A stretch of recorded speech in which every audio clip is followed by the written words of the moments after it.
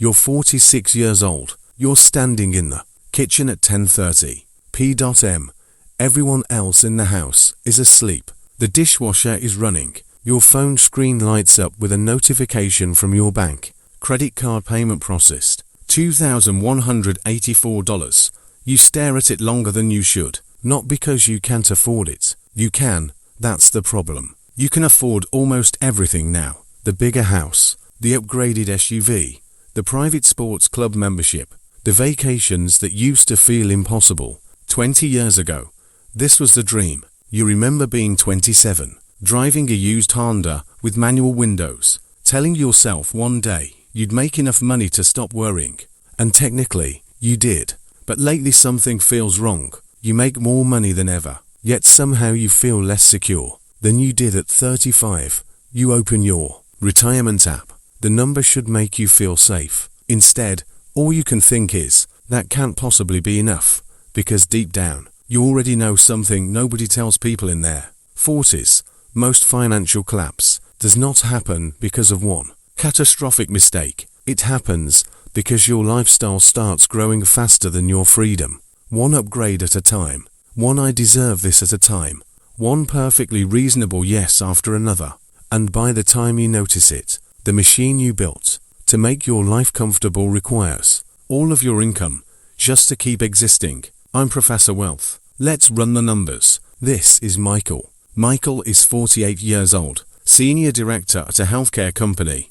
Household income around $240,000. Michael did everything right, saved aggressively in his 20s, bought a modest home early, invested consistently, but around age 41, something changed. His income doubled over a 5-year stretch, and so did his spending. Not recklessly, smoothly, quietly, the dangerous kind. First came the kitchen renovation, $96,000. Then the backyard project, outdoor kitchen, fire pit, landscaping, another $58,000.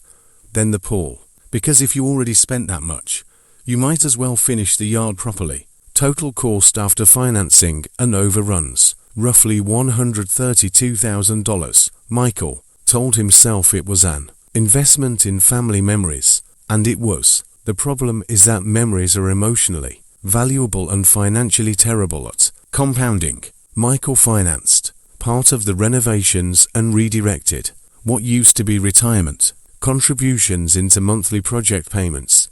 Across the renovations, maintenance, increased utilities, pool cleaning, landscaping service, and interest costs, Michael is now spending about $3,600 more every month than he was 7 years ago, just maintaining the upgraded version of his life. Invest $3,600 monthly from age 48 to 65 at a 7% real return, and Michael ends up with roughly $1.32 million more at retirement. The backyard didn't just cost Michael money, it cost him optionality. It cost him years he no longer gets back. This is Stephanie. Stephanie is 45, corporate attorney, high income, extremely disciplined professionally, but there's one thing she normalized that quietly, detonated her financial future. Luxury travel inflation. 10 years ago, Stephanie and her husband took vacations that cost about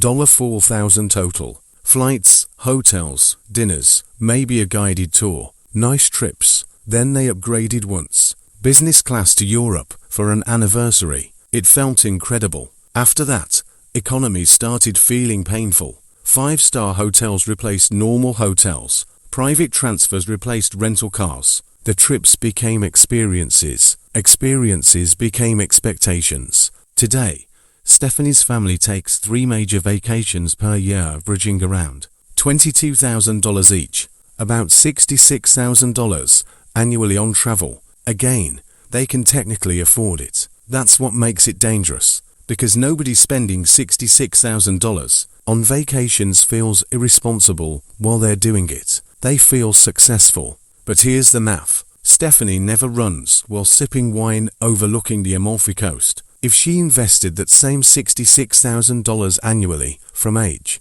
45 to 65 at a 7% real return, she would end up with approximately $2.70 million additional dollars at retirement. That's the real price of turning luxury into normal. The first-class seat is never just a seat. It's the portfolio you no longer own, because comfort quietly reset your standards permanently. This is Eric. Eric is 52. Eric fell into one of the most expensive traps in modern adulthood. Subscription living. Not Netflix, not Spotify. The grown-up version. The invisible monthly bleed that high earners stop noticing because each charge feels insignificant relative to income. Eric has two storage units because he might need the stuff someday. $610 a month. He pays for 3 software suites he barely uses. Another $240. Meal delivery subscriptions, wine memberships, premium golf app subscriptions, meditation app, nutrition coaching app, sports betting app, cloud storage upgrades, security monitoring upgrades, family device insurance, to streaming bundles nobody in the house watches anymore. Eric once sat down and calculated all of it. The number shocked him. $2,940 every month leaving his account automatically before he even started living his life.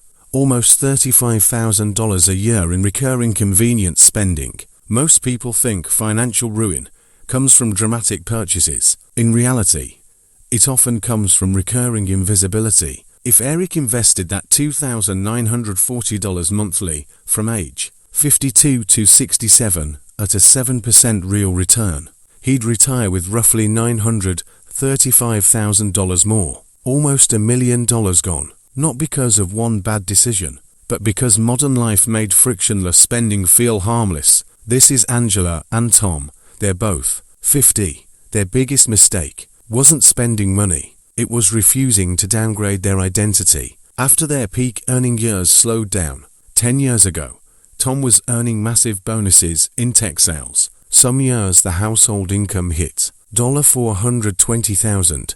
During those years, they built an entire lifestyle around income that was never guaranteed permanently. Private school tuition, high-end neighborhood, expensive friend circles, charity galas, designer clothing, holiday traditions that escalated every year. Then Tom's industry changed. His compensation dropped almost 35%, not overnight, but steadily. The problem: their lifestyle never adjusted downward. Humans are remarkably adaptable when upgrading their life. They are almost incapable of downgrading it voluntarily. So instead of cutting back, Angela and Tom started using debt to preserve the illusion that nothing changed. Credit cards, HELOC, financing vacations, financing furniture, financing Christmas. Today they earn less than they did at 42, but spend more than they did at 42 because interest payments now sit on top of everything else. Their minimum monthly debt obligations total roughly $4,900. If that same money were invested monthly from 52, 65 at a 7% real return, they'd add approximately $1.55 million to retirement. Instead, they're financing appearances to people who barely think about them. This is Brian. Brian is 47 and obsessed with optimization. Cold plunge setup in the garage, red light therapy panel, customized supplements, biohacking subscriptions, sleep tracking devices, testosterone clinic membership, expensive ergonomic office equipment, custom meal plans, longevity scans. Brian spends around $28,000 a year trying to extend his life while simultaneously creating financial stress that statistically shortens it. The irony is brutal. Modern high earners often spend enormous amounts trying to optimize marginal improvements while completely ignoring the foundational financial stability that actually reduces anxiety long term. Brian tells himself health is priceless. He's partially right, but many people in their 40s confuse consumption with discipline. Buying wellness products feels productive even when the actual benefit is marginal. If Brian redirected that $28,000 annual lifestyle optimization spending into investments from age 47 to 65, he would retire with around $950,000 more. Nearly $1 million spent trying to become a slightly better version of himself while sacrificing the peace of future freedom. This is Janet. Janet is 54. Janet made a mistake that almost every upper-middle-class household eventually faces. She started treating celebrations like productions, weddings, graduations, birthday trips, holiday hosting, family reunions, anniversary parties. Somewhere along the line, normal gatherings stopped feeling sufficient. Every event became an event. Caterers, professional photographers, destination venues, matching outfits, customized decorations, luxury Airbnb rentals for the whole extended family. Social media transformed private moments into public performances, and Janet slowly started spending money to create memories that looked expensive enough online. Last Christmas alone cost nearly $18,000 between gifts, hosting, travel, and events. Nobody in the family asked for that, but now it's expected because expectations compound faster than income. Janet and her husband spend roughly $42,000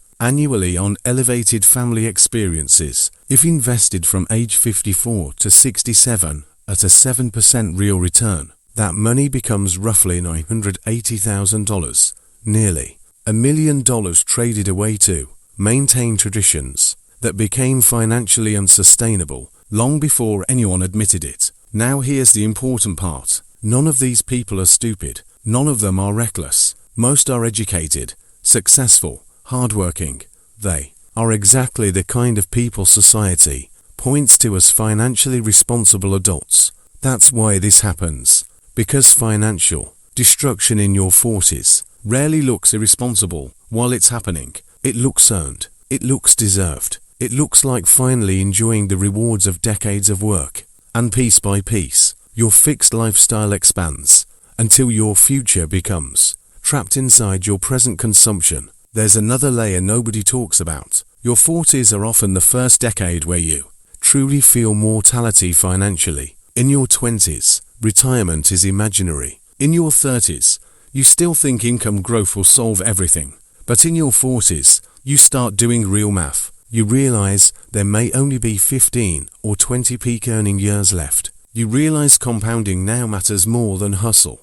And that realization creates panic disguised as consumption. People buy things because they subconsciously feel time speeding up. The sports car, the luxury vacations, the dream renovation, the lake property, the experiences. They tell themselves they're finally living, but often they're reacting emotionally to aging without realizing it. The most dangerous financial phrase in middle age is not, "I can't afford this," it's "I deserve this," because maybe you do deserve it. The market doesn't care. Compound interest doesn't care. Retirement math has no emotional setting. Every recurring expense you add today becomes future labor you owe tomorrow. That's the equation. People think freedom comes from increasing income forever. It doesn't. Freedom comes from needing less than you make for long enough that your investments begin working harder than you do. Let's talk about the real enemy for a minute. It's not Starbucks. It's not avocado toast.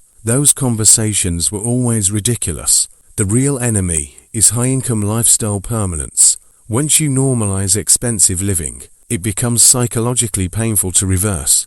A man who upgrades from a $45 dinner to a $200 dinner adapts almost immediately. Within months, the expensive version feels normal. The same thing happens with neighborhoods, travel, schools, cars, clubs, and friend groups. Humans adapt upward astonishingly fast. Financially, that adaptation is lethal because your expectations rise permanently, while your earning years do not. This is why some people making $90,000 retire comfortably, while people making $350,000 quietly panic at night. The higher earner often built a life that requires constant production to sustain itself. The lower earner sometimes built a life with margin. Margin is what actually creates peace. Not status, not appearances, margin.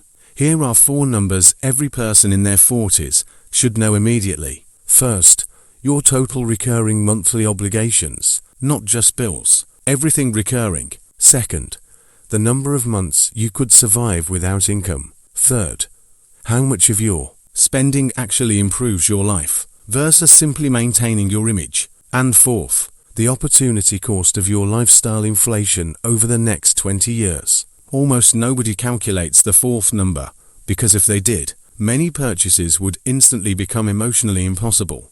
A $1,200 monthly payment invested over 20 years at 7% becomes roughly $630,000.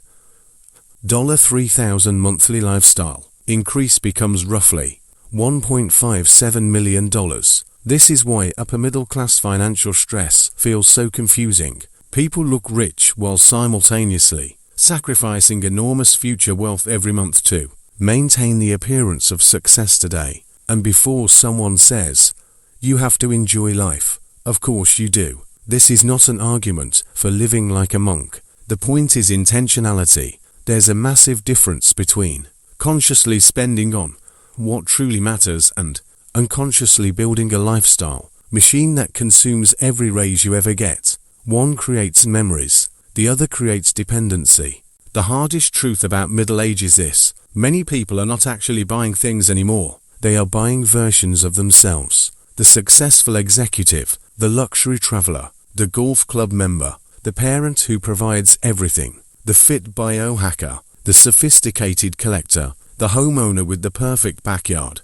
And once a purchase becomes tied to identity, selling it feels like failure instead of strategy. That's why downsizing is emotionally difficult. That's why people keep country club memberships they barely use. That's why garages are full of finance toys. People aren't protecting assets. They're protecting identities they spent years constructing. So what do you do instead? Rule 1. Every raise should increase investments first, lifestyle second. If your income jumps by $20,000 and all $20,000 disappears into lifestyle upgrades, you are running on a treadmill disguised as success. Rule 2. Aggressively protect low fixed expenses. Fixed expenses determine freedom more than income does. Rule 3. Avoid permanent upgrades for temporary emotions. Midlife boredom has financed more bad purchases than poverty ever did. Rule 4. Before buying anything expensive, ask whether you want the item or the identity attached to the item. The answers are often different. Rule 5. Build a life you don't constantly need to escape from. Many luxury spending habits are really stress management systems for lives people accidentally overbuilt. Remember the man from the beginning, the former co-worker back at work in his 60s. His story isn't rare anymore. That's what should scare you. Millions of people earning excellent money spent 20 years, converting future freedom into present comfort without realizing the trade they were making. And the tragedy is that most of them won't understand what happened until the earning years slow down and the bills don't. The terrifying part about lifestyle inflation is that it rarely feels dangerous in real time. Nobody announces, I am now destroying my retirement. They announce they're upgrading the kitchen, buying the dream car, joining the club, helping the kids, taking the family trip, rewarding themselves after years of sacrifice. Every decision feels individually reasonable. The danger only appears when all the recurring obligations stack together and silently compound against your future for 2 decades. Here's the good news. If you're watching this in your 40s or even your 50s, there is still enormous time left for compounding to work in your favor instead of against you. You do not need to become extreme. You do not need to sell everything and disappear into the woods. Most people only need to stop 2 or 3 major financial leaks to completely change the trajectory of retirement. 1 less upgrade cycle, 1 less oversized obligation, 1 intentional decision repeated consistently over 10 years. That's often the difference between freedom and fear later.